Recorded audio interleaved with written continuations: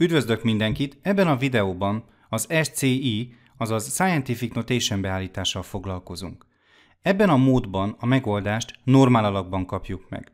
A középiskolai tananyagban a normál alakkal a nagyon nagy, illetve nagyon kicsi számokkal való műveleteknél találkozhatunk. Nézzünk egy példát. Mennyi a következő szorzat értéke 346 szorozva 353-mal?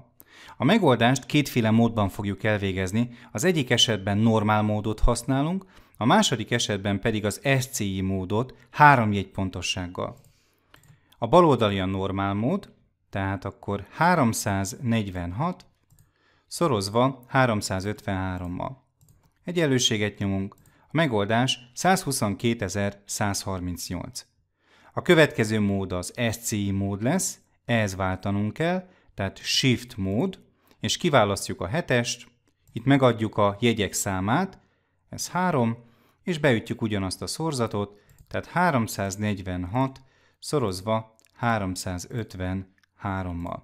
Egyenlő, a megoldás 1,22 szorozva 10/5-en, tehát ebben az esetben normál alakban kaptuk meg a végeredményt.